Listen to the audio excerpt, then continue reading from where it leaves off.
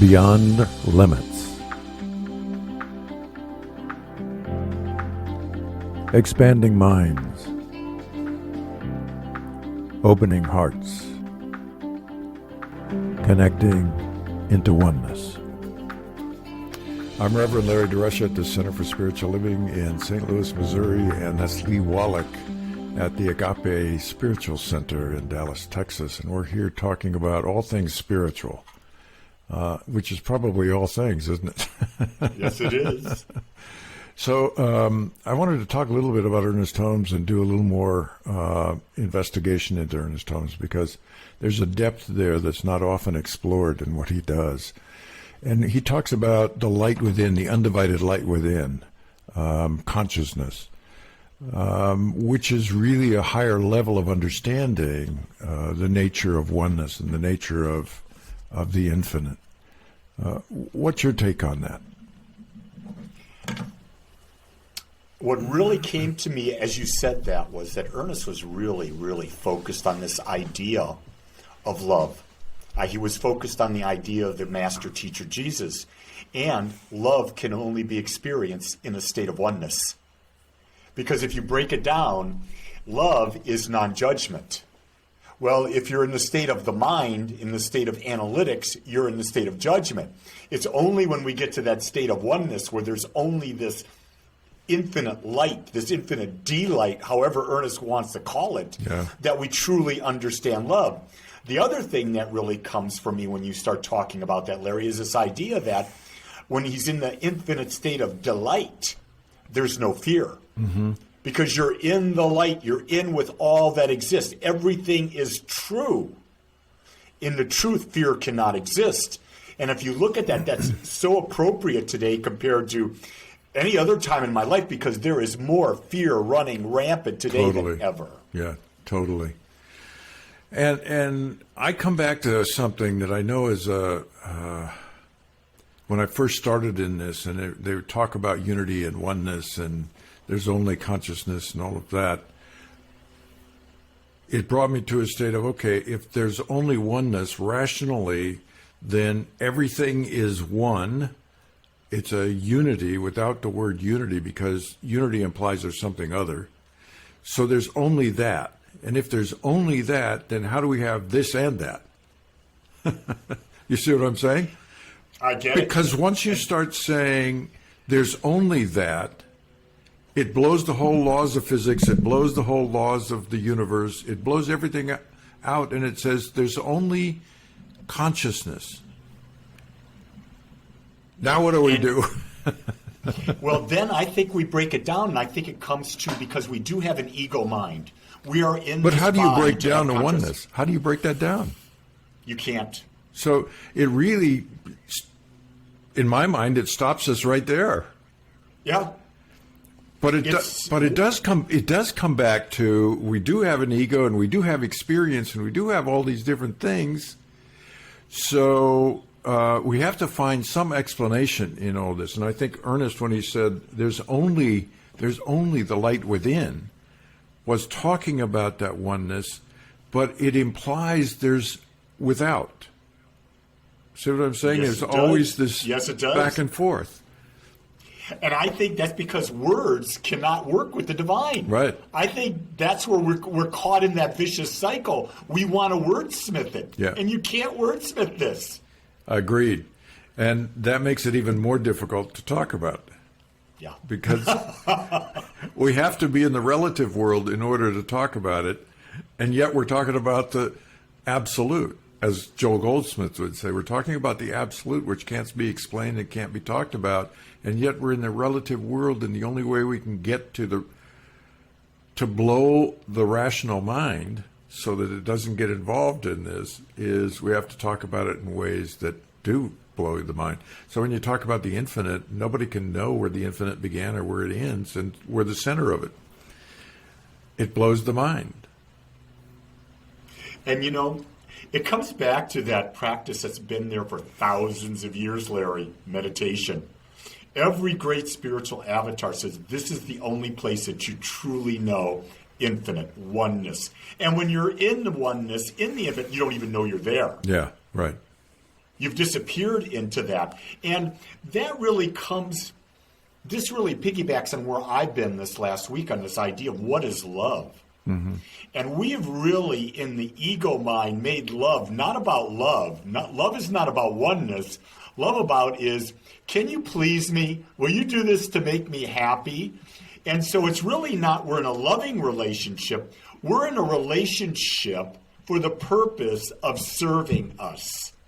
And if you get that definition wrong, then it's all about you got to do this for me instead about mutual support and growth. I think that's the reason I'm in relationship. That's why you and I have a relationship together as friends, because we're mutually supporting each other and growing each other. Right. In the oneness, we wouldn't have to say a word. We would just be in the oneness together. There wouldn't be a together in the oneness. Yeah, there you go. Oh, it gets really fun doing all that. Yeah. And talking about relationships or talking about love, first of all, we have to come back to there are so many different definitions of love. Every different tradition has different words for it. And yet the explanation that most of us accept is love is a romantic interaction between people where you supply my needs and I'll supply your needs. And that mutual interaction is supposed to be love. But if you really go to all the masters and see what love is the alternate word for absolute consciousness. Exactly. So, and it means unconditional. Yeah. Here's a definition that Dr. John DeMartini uses. It is the synthesis and synchronicity of complementary opposites. Yeah. Meaning it's a state of perfect balance in every moment, no matter what is happening. Mm-hmm. Good luck with that one. Yeah. I've listened to John talk about that for 12 years, and it wasn't until last year that I finally really understood it. Yeah. But to teach it, that's a difficult thing to teach because people get stuck, Larry, Sure. on this romantic love. Well, we're domesticated into that theory. Yep. We're domesticated into that's the experience we're supposed to have. We're told by our parents who had their parents, and so on, teaching and domesticating them. And we come to this, we're really more unconscious about all of this stuff than we are conscious. We're certainly unconscious when it comes to love relationships. Loving relationships simply means a harmonious relationship that doesn't upset me or doesn't upset you. And all of that stuff is unconscious living. Yes. And so my thing is we're 99% unconscious in what's going on. You can't tell me when you're driving your car and you've drifted off into the past that you're conscious about what's going on. No, there is the body which regulates what's happening at that moment in time, and there's the automatic relationship of the synapses to the event that's taking place, but you're not really conscious. So being in a conscious relationship is a difficult thing because it's the most challenging to me as the individual in the relationship is to be conscious with it. And this whole idea of conscious awareness, however you want to phrase it, it was funny. That came up at dinner on Saturday night. Jean and I went to a new restaurant. Not a great restaurant. Won't go back. Yeah. But we won't name I said it. to her, I said to her, look around, watch the interactions of the people with each other, with the waitresses, with the waiters, with everyone. How many people do you think are really aware right now? Mm. And then I went back and I said, people are not aware, but they're comfortable in their unawareness because it's familiar. And people are addicted to familiarity, where awareness is always seeking a greater expression of life, and most people are not seeking that. No. And I think awareness to most people is simply where I point my attention. And in actuality, awareness is aware of everything constantly. Yeah. Because the only thing that awareness if we can have a concession to speech, the only way in which awareness works is through experience. Yes. And so as we're experiencing, awareness is operative. But the mind is what interferes with that. And so the mind is constantly, and the body as well, are constantly interfering with that awareness that's omnipresent. And where we get stuck then is we get stuck in the mind perceives time, perceives consciousness in the form of time. And the perception of the body perceives space, time and space. So the mind interferes with the ongoing now. And by doing that, we have less and less time in the now. And that, to me, means we're spending most of our time in our mind. That is, the thoughts that are traveling through. And the result being that we're more involved in that than we are in anything that's in the world of experience. Exactly. And what we're doing is we're in a gigaloop. We're reliving over and over again because our mind is just replaying the same tape over and over again. Right. And we go to psychologists to get us out of that, and they want us to relive it so that we can re-examine it, and it keeps us locked in more and more and more. Yeah, it's right. It was interesting today is that I was listening to this gentleman who's a consultant, and he said something to the tune of that today people who are aware take their unexamined opinions and they make them their truth. Mm-hmm. And that's really fascinating because isn't everything pretty much an opinion? But most of the time, most people haven't done an analysis. They're drawn toward that which they think like, but they get that opinion, but they won't look at the other side of the coin and say, well, what's the other points of this? Yeah. And so that, again, is part of the polarization that you were seeing, the fear that we're seeing because of that polarization. Yeah, I don't know that we've seen, the polarization is the separate self, the ego self, which is involved in always wanting to be right and having always to have an opinion based on that.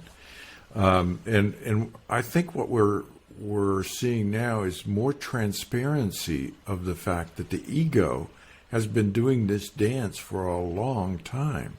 But now we've got instantaneous reference points to it because of the internet and because of streaming television and all these other communications devices. And so now we not only spend so much time in our heads with our thoughts, but we're feeding that through these gigaloops of communication, as you would call it. Exactly, yeah.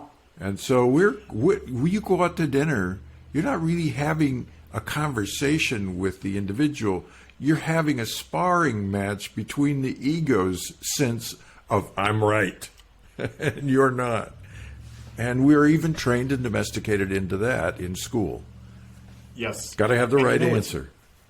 Yep. Here's the thing that I've learned is that when I go out with Gene, it is very easy for us to not say anything with each other. Mm-hmm.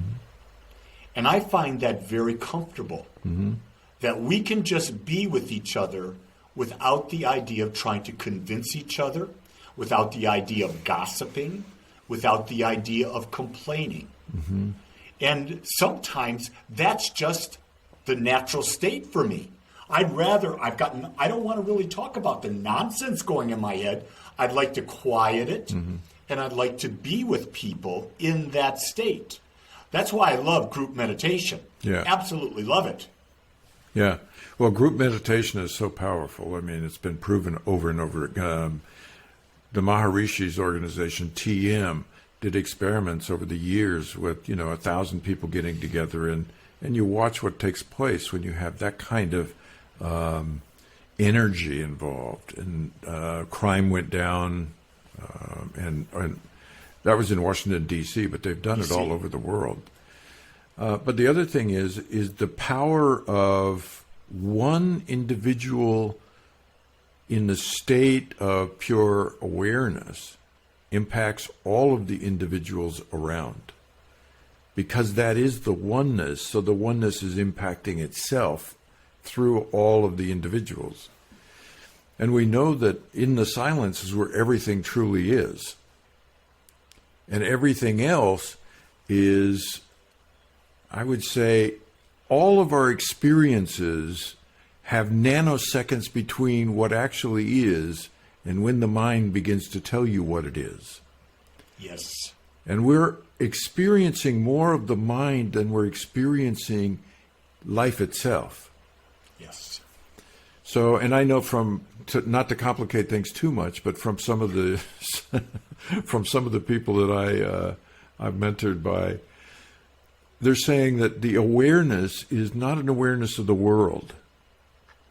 Awareness is awareness of experience. But the experience doesn't actually take place in the world. It's like the television screen. The experience takes place within you. And what you see is simply a representation out there. So in that sense, it starts coming back to when we're talking about unity and oneness. We begin to understand then everything is transpiring in that oneness, in that awareness, without the ego getting involved. There's no separation then. Yeah. It was interesting. This is going back probably, 10, 11 years. I was involved in this group meditation experiment where we were in this circular round chapel, the Peace Chapel in downtown Dallas. We were in the Peace Chapel, and there were 40 people. And we were lying on our backs with our heads toward the center, our feet going out in a circle, and we were all hooked up to these heart math monitors. And I was the center point, so I was not hooked up to the person on my left side. And I was the point, so I got into a deep state meditation, and the monitor would reflect it in the computer. And then they watched how, as I went, the person next to me went, the person next to them went, and next, until it went all the way around the room. Wow. And that was really powerful. And that's the power of one individual going into deep state and influencing others who are open to the possibility. Yeah. Yeah, we know from personal experience that when you're in the presence of somebody who's enlightened, meaning in a high state of consciousness, that it impacts everybody. Yep. I know when we walk into, when Amma was touring and we would go see Amma, you didn't even have to be in the city to feel the energy changing. As you approach, it gets stronger and stronger and stronger and stronger. And the idea of meditation is, I think, become, I don't want to say bastardized. I want to say that there are so many versions of it that we don't know which ones are the ones that are really going to serve us. And I think the best definition that I've heard so far was recently is that meditation isn't going inside to understand what's happening inside. It's a recognition of what is. And that we have laid down different traditions, have laid down different ways of arriving at that place. But it's essentially to silence the mind, which only happens at the point at which when we let go of, I'll say, when we let go of the thoughts, they begin to slow down. And in meditation, it's a recognition of the space in between the thoughts that opens that silent gate, and in we go. And into that experience, as we go deeper into that experience, we lose the sense of self, and we move into the sense of the undivided whole. Yeah. I have, in my last week of doing my morning meditations with people in my morning meditation group, I literally now have been actually using hypnotic techniques, counting them down in consciousness. And I'm finding, because most people are not really experienced meditators, that helps them let go. It's a guide going down. And then once I get them there, I leave them there for 10 minutes. And that seems to be working really well because, there's training wheels, like you're learning to ride a bike. Same thing in meditation. Yeah. The stair-stepping them down, the guidedness is like a training wheels that help them get there. Sure. And it's very useful when somebody has a very active mind. Yeah. Because it bypasses that piece, so we can get into that level. It's also something that, what's his name? Not DeMartini, but Breaking the Habit of Being Yourself. Oh, Joe Dispenza. Joe Dispenza likes his book, I think from 2012. He did a lot of the inductions and then a meditation that follows. I wasn't overly impressed with his meditations. They're very rudimentary, and he uses a voice that sounds like he was born in 1912. Yeah. I don't know that I would call them meditation. I call them more like a guided visualization with sound and all sorts of other bells and chimes and things thrown in. I'm not sure what you would call that, but that to me is not meditation. Well, yeah, but it is to some people. And he calls it meditation in his book. Yeah. Yeah. In the yoga tradition, the meditation is the moment you close your eyes to stop the distraction from, the outside coming into the eyes, that at that point you let go of everything, and all you are doing is experiencing what is. Doesn't matter what's going on outside, around you. At that point, you're just letting it all go. By doing that, then when you do the meditation, when the master comes in and starts to talk, he's talking just like we are. He's not doing any hypnotic voice. He's not trying to bring you into a deeper center. We've gotten a little convoluted in all these different traditions, and I'm not saying anything against any of them. I'm just saying they got convoluted in the way they've been passed down, and it makes it difficult for people to get to that place. When I start doing a meditation in class, I start with, as you close your eyes, just allow your experience to be whatever it wants to be. Yep. You don't have to think of anything. You don't have to pay attention to me, and I'm just going to talk. And it has a profoundly different experience for the people that are doing it. Yeah, and you give them freedom to do that. Yeah. That's the key thing. When you can give that person the freedom to experience and not judge and not process, oh my God, that they take that and run with Sure. it. Yeah. So I, at the end of my class, I do a 30-minute meditation like that, and we're doing it on Zoom.